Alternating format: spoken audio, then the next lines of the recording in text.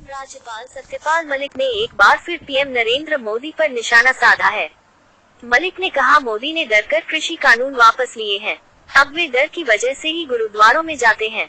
जिस वक्त किसान आंदोलन हुआ, उस वक्त मैं मेघालय का गवर्नर था। उस दौरान मैंने 10 दिन तक विचार किया कि कुछ बोलना चाहिए या नहीं। मुझे कई लोगों ने समझाया कि आप राष्ट्रपति या उपराष्ट्रपति हो जाओगे, क्यों झगड़ा करते हो। लेकिन मैंने कहा था कि राष्ट्रपति और उपराष्ट्रपति रिटायर होंगे तो कुत्ता भी रास्ता नहीं छोड़ेगा।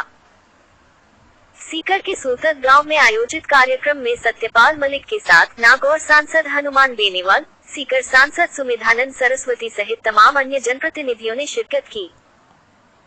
सीकर के सूतत गांव में आयोजित कार्यक्रम में सत्यपाल मलिक के साथ नागौर सांसद हनुमान बेनीवाल, सीकर सांसद सुमिधानंद सरस्वती सहित तमाम अन्य जनप्रतिनिधियों ने शिरकत की। सोमवार दोपहर मलिक सीकर के सूतत गांव में वीर तेजाजी महाराज की मूर्ति शिलान्यास कार्यक्रम में शिरकत करने पहुंचे थे।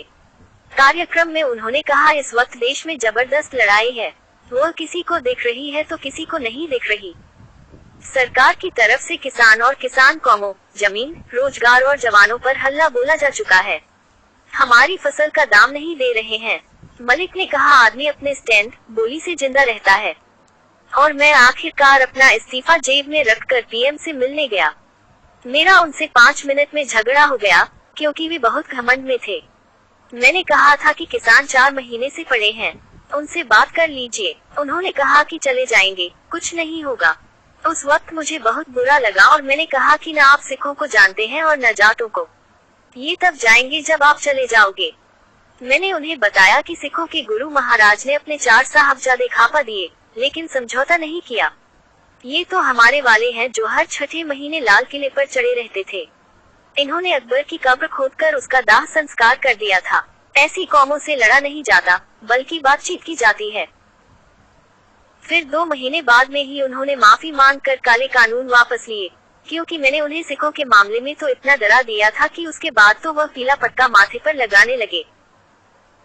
पूर्व राज्यपाल ने कहा, मैंने पीएम को बताया कि जब मिसेज गांधी, इंदिरा गांधी ने ऑपरेशन ब्लू स्टार किया तो उसके बाद अपने फार्म पर 4 महीने तक महामृत्युंजय का यज्ञ करवाया। अरुण नेहरू मेरे दोस्त थे। उन्होंने मिसेज गांधी को कहा कि बुआ आप तो यह मानती ही नहीं थी, तो मिसेज गांधी ने जवाब दिया कि तुम्हें पता नहीं कि जिन्होंने इनका स्वर्ण मंदिर छू लिया वह आज जिंदा नहीं है। यह मुझे मारेंगे और वही हुआ। जनरल वेदया मारे गए, जनरल दारा मारा गया। जिसने इस कौम पर हाथ डाला वह बचा नहीं है। उस डर में ये कानून वापस हुए, ना कि समझाने से। अब तो वह सब गुरुद्वारों में जाते हैं और बैठते हैं। मैंने एक शेर सुना था कि कयामत यकीनन करीब आ गई है। कुमार अब तो मंदिर और मस्जिद में जाने लगे हैं। अब प्रधानमंत्री नरेंद्र मोदी गुरुद्वारों में जाने लगे, लेकिन डर की वजह से, श्रद्धा की वजह से नहीं।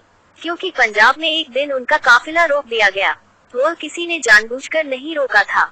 वहाँ सिखों का एक जुलूस जा रहा था, उसकी वजह से इनका काफिला आधे घंटे तक रुक गया। इससे वह इतने घबराए हुए थे कि एयरपोर्ट पर आकर अफसर से कहा कि मुश्किल से जान बची है। तो जिन लोगों को जान की इतनी परवाह हो वह